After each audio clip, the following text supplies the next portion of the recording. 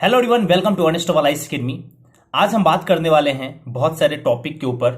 एक एक टॉपिक करके मैं आपको पहले बता दूंगा कि इस टॉपिक के ऊपर आज हम बात करने वाले हैं। बट उससे पहले आई बटन में एक आपको वीडियो मिलेगा जो कल मैंने अपलोड किया था। उसमें एक जगह गलती हुई है मेरे से, और वो ये है कि मैंने आवासीय बोला है, बल्कि आवासीय यानी कि रेजिडेंशियल एड्रेस नहीं होना चाहिए था। वहां पे आपका कास्ट सर्टिफिकेट होना चाहिए था, तो उसको आप लोग सुधार लीजिएगा।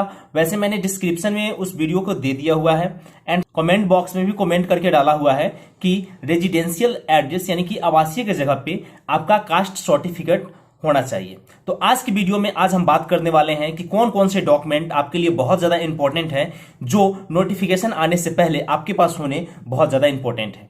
इसके ऊपर बात करेंगे। साथ ही आज ये भी बात करेंगे कि आपका एज कितना होना चाहिए, कब से कब की आपकी डेट ऑफ बर्थ होनी चाहिए कि आप एलिजिबल है फॉर्म भरने के लिए। देन उसके बाद आज हम जो तीसरा टॉपिक होगा वो ये होगा कि फॉर्म कब से कब फिल होने वाला है, क्योंकि बहुत सारे ऐसे लर्नर्स हैं जिनको लगता है कि फॉर्म फिल करने का डेट बहुत नजदीक आ रहा है लेकिन नोटिफिकेशन नहीं आया, तो उसके ऊपर बात करेंगे। बात करते हैं कौन कौन से टॉपिक के ऊपर आज हम बात करने वाले हैं। पहला टॉपिक ये होने वाला है कि कौन कौन से डॉक्यूमेंट आपको चाहिए, कौन कौन सा डॉक्यूमेंट सबसे ज्यादा इंपॉर्टेंट होगा आप सभी के लिए, और नोटिफिकेशन आने से पहले ये डॉक्यूमेंट आपके पास होने बहुत ज्यादा आवश्यक है, अति आवश्यक है। दूसरी बात हम ये करेंगे कि ईडब्ल्यूएस का जो सर्टिफिकेट है वो बनवाना अनिवार्य है या नहीं है। तीसरा बात हम ये करेंगे कि एग्जामिनेशन नोटिफिकेशन के रिगार्डिंग आपका एज रिलैक्सेशन, साथ ही आपका डेट ऑफ बर्थ कितना होना चाहिए, कितने वर्ष के आप होने चाहिए, कब तक आप कितने वर्ष के हो जाएंगे तो आप नोटिफिकेशन भरने के लिए एलिजिबल हो जाएंगे। उसके बाद हम बात करेंगे कि आपका एग्जामिनेशन डेट क्या होना चाहिए, क्या एग्जामिनेशन डेट आपका बढ़ सकता है या वही रहेगा, उसके ऊपर बात करेंगे। देन उसके बाद ये बात करेंगे कि जब नोटिफिकेशन आएगा तो फॉर्म भरने की प्रक्रिया क्या क्या होगी, तो इसके ऊपर हम बात करने वाले हैं। वीडियो को शुरू करें। हो सकते हैं थोड़ा सा वीडियो लंबा होगा, तो इसे आप पूरा फुल देखिएगा। इससे पहले अगर आप इस चैनल पे नए हैं तो इस चैनल को सब्सक्राइब कर लीजिएगा, बेल आइकन को प्रेस कर दीजिएगा, क्योंकि जितने भी लेटेस्ट नोटिफिकेशन होता है, लेटेस्ट आपका न्यूज होता है, सर्वप्रथम मैं अर्नेस्ट वालाइस अकेडमी पे अपलोड करवा देता हूं या कर देता हूं। ओके एवरीवन, आइए टॉपिक नंबर 1 पहला बात करते हैं कौन कौन से डॉक्यूमेंट आपके पास होने जरूरी है। तो पहली बात यह है, अगर आप रिजर्व कैटेगरीज में आते हैं यानी कि एससी, एसटीज, ओबीसी और ओबीसी में भी नॉन क्रीमी लेयर, इन 3 लेवल में आते हैं तो आपके पास कास्ट सर्टिफिकेट होना बहुत ही ज्यादा जरूरी है। अगर आपके पास कास्ट सर्टिफिकेट नहीं है तो आप शायद फॉर्म नहीं भर पाएंगे, तो कास्ट सर्टिफिकेट आप लोग बनवा लीजिएगा। ये जरूरी किन के लिए है? ये जरूरी है जो पहली बार जो लर्नर्स एग्जाम देने वाले हैं इस साल, उन सभी के लिए काफी ज्यादा इंपॉर्टेंट है। जो 1-2 बार अटेम्प्ट दे चुके हैं उनको ऑलरेडी पता है कि क्या क्या उनको डॉक्यूमेंट लगता है, लेकिन जो पहली बार एग्जाम देने वाले हैं उनको पता नहीं होता, तो उन सभी के लिए ये डॉक्यूमेंट होना आवश्यक है। उसके बाद बात करते हैं कि ईडब्ल्यूएस को अगर 10% का उनको फायदा लेना है तो उनको भी ईडब्ल्यूएस का सर्टिफिकेट बनवाना पड़ेगा। ओके एवरीवन, उम्मीद करता हूं कि ये 4 कैटेगरीज आपको क्लियर हो गया होगा। पहला SC, ST, OBC non creamy layer में आपके पास कास्ट सर्टिफिकेट होना जरूरी है, एंड देन जो ईडब्ल्यूएस में आएंगे उनके लिए भी सर्टिफिकेट जरूरी है, ईडब्ल्यूएस का सर्टिफिकेट जरूरी है। ओके एवरीवन, फॉर्म फिल करने के लिए। देन नोटिफिकेशन में अगर कोई चेंजेस आता है तो वो नोटिफिकेशन आने के बाद आपको पता चलेगा, लेकिन ये सब डॉक्यूमेंट होना आवश्यक है। ओके एवरीवन, देन उसके बाद अब हम बात करते हैं एजुकेशन क्वालिफिकेशन के ऊपर, क्योंकि एजुकेशन क्वालिफिकेशन के ऊपर भी बहुत सारे ऐसे लर्नर्स हैं जिनको ये डाउट होता है कि उनकी क्वालिफिकेशन क्या होनी चाहिए। तो पहली बात यह है कि क्वालिफिकेशन यूपीएससी बस इतना कहती है कि आपको बस ग्रेजुएट होना चाहिए। कौन से सब्जेक्ट से आप ग्रेजुएट हैं, ऑनर्स पेपर से हैं या आप जर्नल पेपर से हैं, इससे कोई मतलब नहीं है, बस आपको ग्रेजुएट होना आवश्यक है। ठीक है एवरीवन, कितने परसेंट आपके आए हैं इससे भी कोई मतलब नहीं है। तो 3 चीजें हम लोग क्लियर कर चुके हैं। परसेंटेज कोई मायने नहीं रखता, ग्रेजुएट होना आपके लिए आवश्यक है। ग्रेजुएट से पहले आप कितने बार फेल हुए हैं, कितने बार पास हुए हैं, ये भी इससे मतलब नहीं रहता, बस आपका ग्रेजुएट होना सबसे ज्यादा आवश्यक है। ओके एवरीवन, देन उसके बाद हम बात करते हैं अगले न्यूज के ऊपर। वो न्यूज है एग्जामिनेशन नोटिफिकेशन के रिगार्डिंग। आप सभी जैसा कि जानते हैं कि नोटिफिकेशन 10 फरवरी को आने वाला था।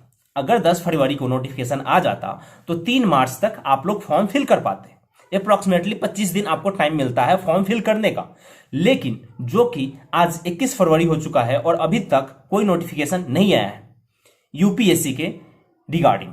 तो बस इतना मैं कह सकता हूं कि नोटिफिकेशन जिस दिन भी आएगा, ठीक है एवरीवन, नोटिफिकेशन जिस दिन भी आएगा आपको 25 दिन के आसपास टाइम मिलेगा ही मिलेगा। तो ये मत कहिए कि हाँ नोटिफिकेशन नहीं आया, नहीं, जिस दिन नोटिफिकेशन आएगा उस दिन से आपको अप्रोक्सीमेटली 20 से 25 दिन दिए जाएंगे फॉर्म फिल करने के लिए। ओके एवरीवन, तो ये डाउट भी आपका क्लियर हो गया होगा।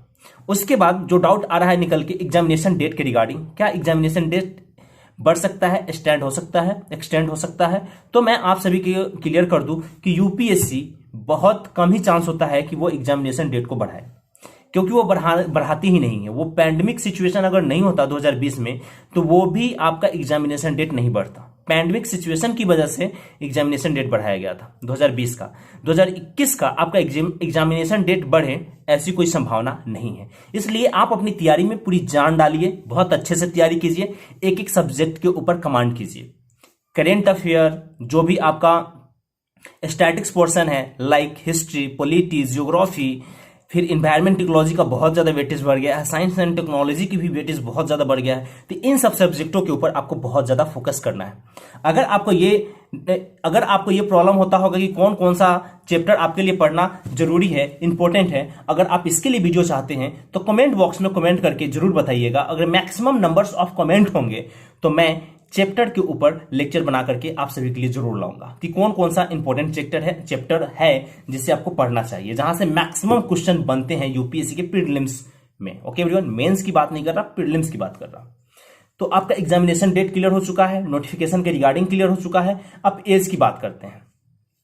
प्रीवियस अगर नोटिफिकेशन को देखा जाए तो यूपीएससी ने प्रीवियस नोटिफिकेशन में यह दे रखा था कि 1 अगस्त से पहले अगर आप 21 साल के हो जाते हैं, ठीक है एवरीवन, तो आप नोटिफिकेशन भरने के लिए एलिजिबल है, यानी कि फॉर्म भरने के लिए यूपीएससी के एलिजिबल है।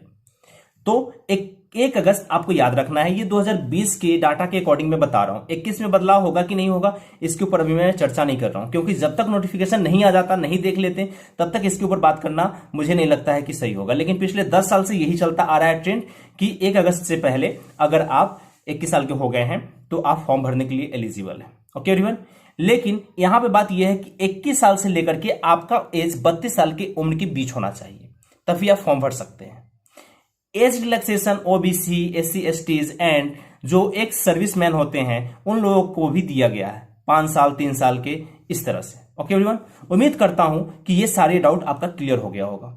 जो प्रीवियस वीडियो में मैंने आवासीय बोला था उसकी जगह पे कास्ट सर्टिफिकेट है। ओके एवरीवन, आई थिंक ये वीडियो आपको अच्छी लगी होगी, क्लियर हो गया होगा। अगर ये वीडियो आपको अच्छी लगी हो, क्लियर हो गया हो ईच एंड एवरी पॉइंट, अगर कुछ बच गया हो तो कमेंट बॉक्स में कमेंट करके आप पूछ लीजिएगा, मैं उसका आंसर दे दूंगा। तो आप इस वीडियो को शेयर कर लीजिएगा, लाइक कर लीजिएगा, रिव्यू भी कर दीजिएगा और साथ ही इस चैनल को सब्सक्राइब भी कर लीजिएगा। ओके एवरीवन, मिलते हैं नेक्स्ट वीडियो में।